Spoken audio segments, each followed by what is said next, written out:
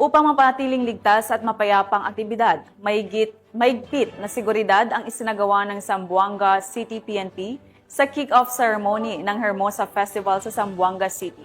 Nakibalita dyan si Patrolwoman Luis Marie Conde. Ng kapulisan ang seguridad at pagbabantay sa isinagawang kick-off ceremony ng taunang Hermosa Festival sa lungsod ng Zamboanga City nito lamang Sabado, Setyembre 27 taong kasalukuyan. Pinangunahan ni Honorable Kimmer Olaso, Zamboanga City Mayor, ang kick-off ceremony. Nakipag-ugnayan din ang pulisya sa iba pang ahensya ng pamahalaan at event organizer para sa maayos na daloy ng trapiko at kaayusan ng programa. Pinuri naman ng mga residente at bisita ang hakbang ng kapulisan dahil nagbigay ito ng kapanatagan sa kanila habang nakikilahok sa selebrasyon. Ayon sa Zamboanga City Police Office, sa pangunguna ni Police Colonel Fidel B. Fortaleza Jr., City Director of Zamboanga City Police Office, mahigpit na ipinatupad ang mga security measures tulad ng checkpoints, police visibility sa mga pangunahing lugar at paglalagay ng force multipliers upang maiwasan ang anumang banda sa seguridad. Ayun sir, kamusta naman po yung ginagawang seguridad ng PNP po dito sa pag-umpisa po ng Hermosa Festival? Nandito po tayo sa Zamboanga City. Nandito po tayo sa Artelim Boulevard. Nakikita natin dito sa side natin yung ating stage. At ang event natin ngayon ay pag-open ng Zamboanga Hermosa Festival 2025 dito po sa Zamboanga City, Philippines. Kita natin ngayon ay Parade of Lights Competition.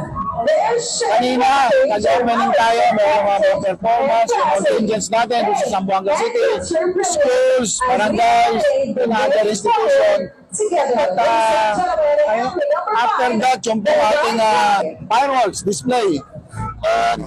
Saya nga po, ito po yung ating Parade of Lights Competition.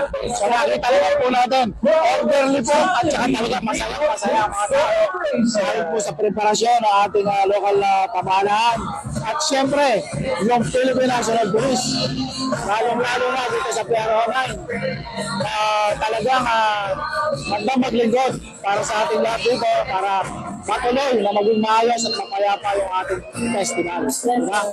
Nandito rin po yung ating Armed Forces of the Philippines, Philippine Coast Guard, ang Department of Health, ang mga force multiplier po na tumutulong para maging maayos at mapayapa yung ating pagdiriwang. So, sa muli po, buenas noches, buenos dias. Muchísimas gracias. Salamat po sa inyong suporta at mag-enjoy tayo sa Zamboanga City Hermosa Festival 2025. Nag-deploy rin ng karagdagang police personnel sa paligid ng mga event venues at mga convergence points upang mabilis na makaresponde sakaling magkaroon ng insidente. Dahil layunin ng ating kapulisan na matiyak ang kaligtasan ng mga mamamayan at mga bisitang nakibahagi sa naturang aktibidad. On behalf of our company, First Mobile Company, behalf of Police Major Wilfredo Palamos, nandito po tayo ngayon sa unit ng First MCK9 para sa seguridad ng Zamboanga Festival. So sinisecure po natin yung daan at saka lugar ng ating float parade para sa kayusan ng lahat at saka sa seguridad ng ating mamamayan ng Zamboanga City. Nandito po kami kanina hanggang ngayon, umaga pa hanggang ngayon para ma-secure lang yung mga tao. So sa lahat po na nasa Zamboanga City nandito ngayon, huwag po kayo mag-alala, safe po tayo lahat. Salamat po.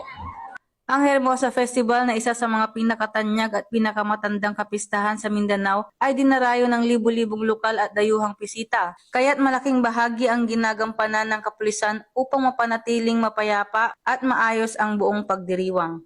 Mula dito sa Zamboanga Peninsula, ako ang inyong PNN correspondent, Patrolwoman Luis Marie Conde.